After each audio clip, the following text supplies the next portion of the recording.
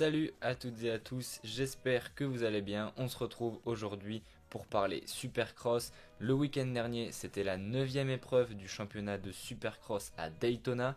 J'espère que la vidéo va vous plaire. Bonne vidéo. On est donc à Daytona, lieu emblématique des sports mécaniques avec les fameuses 24 heures de Daytona et également le Supercross qui vient ici pour la 50e fois de son histoire. Le circuit est toujours spécial du fait de la place qu'il y a à l'intérieur de l'anneau de vitesse. On se retrouve donc avec un circuit très rapide à la limite du motocross, ce qui nous offre toujours énormément de spectacles. Daytona réserve toujours beaucoup de surprises, c'était le cas il y a 3 ans avec la victoire du vétéran Justin Brighton qui devient le plus vieux vainqueur d'une épreuve de SX, ou encore l'année dernière en 250 avec la première victoire en carrière de Garrett Marchbanks. On commence cette 9e épreuve avec la finale 250 et le très mauvais départ de Cooper, la plaque rouge. Mauvais départ également pour Marchbanks. On va suivre leur remontée et devant c'est donc Stylez Robertson qui fait le all shot devant Alex Martin et Hunter Lawrence.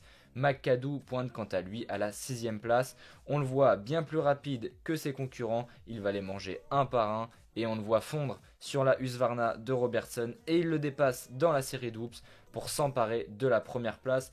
Un peu plus loin derrière, pour la 3e place, on retrouve un duel de jeunes pilotes entre Cody Schock et Pierce Brown. Schock disputait seulement sa 4e épreuve de Supercross de sa jeune carrière et Brown, le nouveau pilote gas-gas, signe une superbe manche en s'emparant de la 3e place. C'est le premier podium de sa carrière.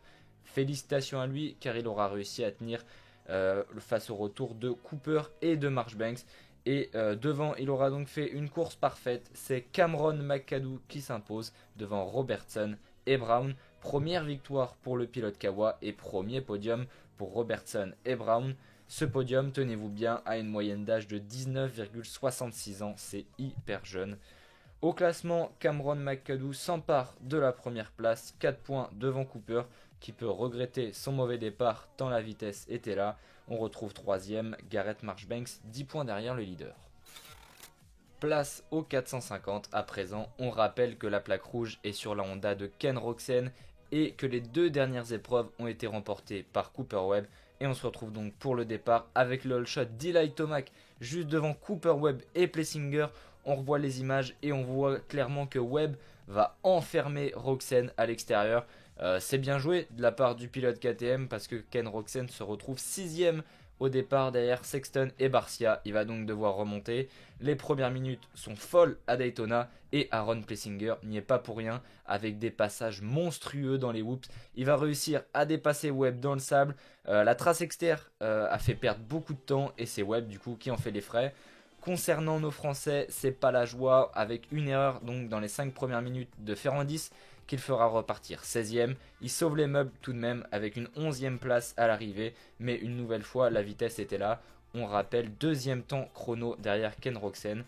Et pas de réussite non plus pour Marvin Musquin qui se battait aux alentours de la 6e place avant que sa moto fasse des bruits étranges. Donc il décide de s'arrêter et il ne marquera aucun point.